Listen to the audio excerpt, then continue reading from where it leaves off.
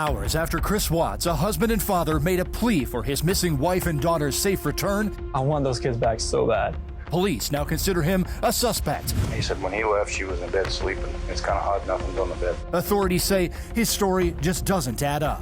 What happens when a coroner looks and says it sees your fingerprints on her neck? I was scared. I didn't know what else to do. Scared of what? Scared of what everything was going to look like. This was a nightmare. Yeah. You did not pass the polygraph test, so now we need to talk about what actually happened. They say it's very clear you were deceptive to us, Chris. Let us find your little girls so that they're not out there somewhere. This is my flesh and blood. This is like what I wanted all my life.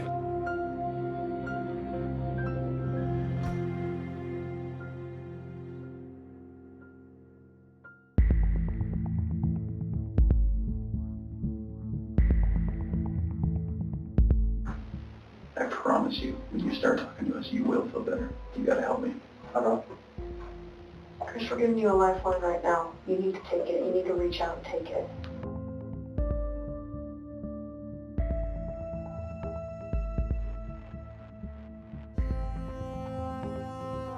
Tammy Lee and then Agent Coder from the FBI interrogated Chris a little bit further. And Tammy wouldn't let up on him. She continued to say that the polygraph, you failed the polygraph, you might as well come clean right now. They were at the house when I left. They were there. They weren't there. They didn't leave. They vanished. They were The dead. only way they could have left is in your truck. There's no way, because, like, I didn't just throw them in my truck.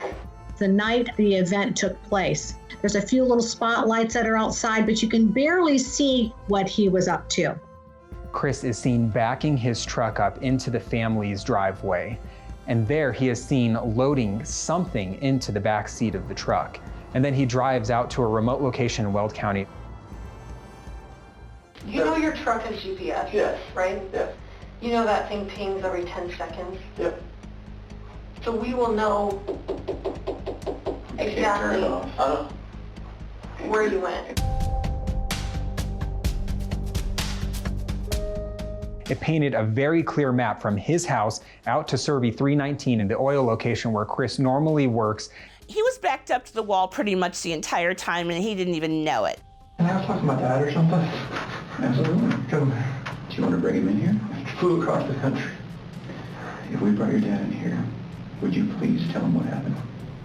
Ronnie and Cindy Watts are the parents of Christopher Watts. Cindy and Ronnie explained to me that they had actually been in direct communication with law enforcement, that Ronnie had flown to Colorado after speaking to Chris. Polygraph. Failed it. Failed it. Yeah, because there's too much emotions. So, I mean, they're not gonna let me go. Huh? She heard him? Yeah. And then well, no, I don't know her. You're a girl. One, she's smaller. Her choking. She freaked out over the separation of everything. I heard like a little commotion upstairs, but I didn't think anything of it. Mm-hmm. And then we went back upstairs and she was never, I could see like, she was on top of the one choking her or did she kill her? They're blue. Both of them? Yeah. She choked both of them to death. I freaked out in the same thing.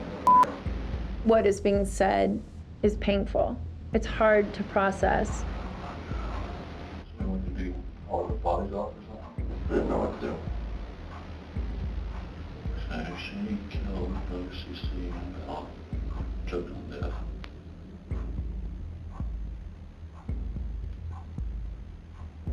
You lost it and choke her or mom? That's just rage. I hadn't.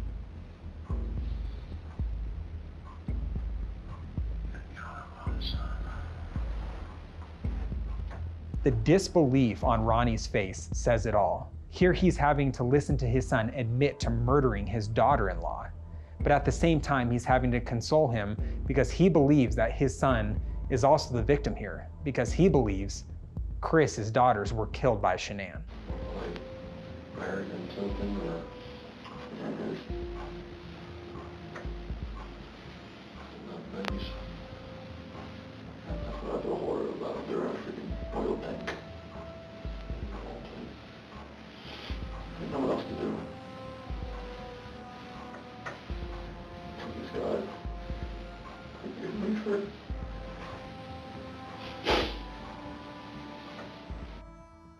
This is the story that Chris first gave up, and investigators used it as a stepping stone to lead to what actually did happen. Ronnie left and was under the impression that the information that he and his son had discussed was confirmed. Within minutes of him admitting that he killed Shanann, they already had a printout diagram of the location where he disposed of his loved ones' bodies. That looks familiar to you? What is that? It's the PRC Surgery 319. Okay. Whereabouts is Shanann and the girls? The S for Shanann, okay. And where are the girls at? In these? And Chris pointed to, he actually marked with letters, you know, B for Bella and C for Celeste and S for Shanann, where exactly he disposed of their bodies. Are they in the tanks? Can somebody who doesn't know what they're doing open those? Okay, it's easy to open. What's in the tank? It's a mixture of oil and water. So do you want someone to find them? I didn't know what else to do. I didn't. That was the location I was going out to that morning. Anyway. And that's, I didn't know what else to do. So you weren't thinking that far ahead? No. Okay. They were already out on the scene because they knew the GPS took them there. A team of investigators moved in with the tough task of having to retrieve the bodies. Shanann's body was relatively simple to retrieve because it was only under some dirt. Getting Bella and Celeste out of those tanks was much more of a challenge than anyone expected. They knew that they were in the tanks, and the only way to get them out from an opening is to drain the tanks of the oil and then pull the children out from the base.